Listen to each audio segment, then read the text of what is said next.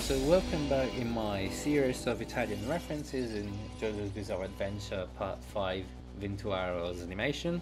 In this episode I'll be going over episode 20, 21 and 22.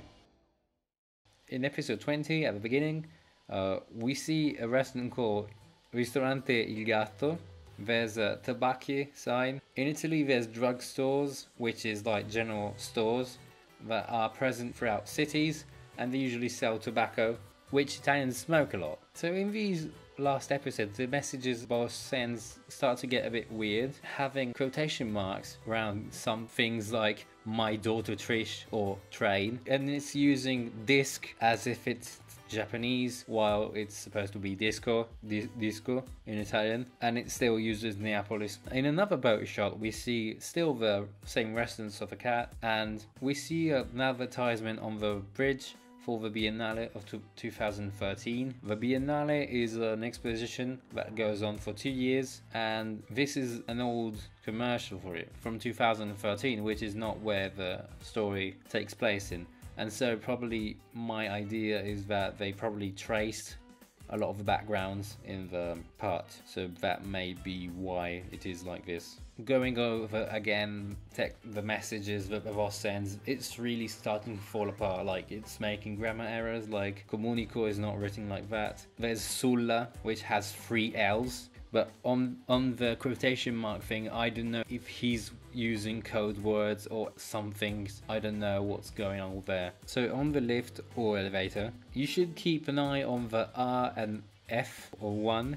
So Bruno's mother is reading to him, "My father is Pegasus." I couldn't find a lot of this, but in the Fantasia, the Disney film, there's a show called Father Pegasus. And we learned that Bruno's father's name is Paolo, and that Bruno's wardrobe consists mostly of patterned clothing.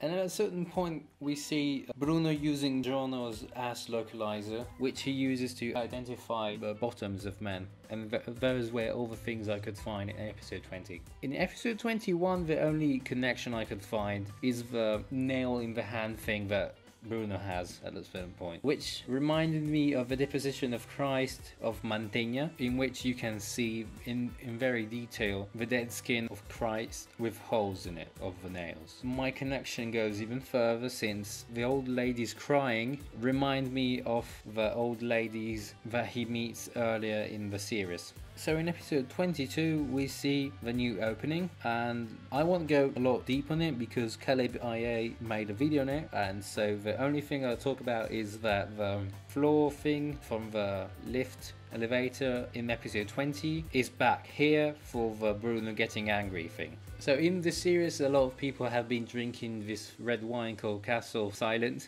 which is based on Casa Silena. We already talked about this. And it seems that in the Japanese version they call Sardinia, like the English version. So it's a bit inconsistent in how they call Venezia or Neapolis. Like, they're calling them sometimes right and sometimes wrong. So the thing that I'll be talking about now is the ending, and apart from the fact it has Enigma, and I really love Enigma, and I really advise you to hear other songs from Enigma. I say that the columns in the ending are from the Baldacchino of San Pietro, which is in the Vatican, and it's very important that is in the Vatican since its connections to God still. And right at the end of the ending we see God Experience in the Judgment Day pose, which is a reference of a painting from Michelangelo in which Jesus is disgusted by the humanity. But it's not only that, it's something else which I'm forgetting, but most of the poses of the characters in this ending may be referenced to some poses in the manga, but I think it's more of references to direct sculptors. But yeah, I will not go into deep for that info now until I do some research on it. So these were all the things I found in these episodes. I hope I will be seeing you in a couple of weeks for the next ones. So bye. Listen to Enigma. Please listen to Enigma.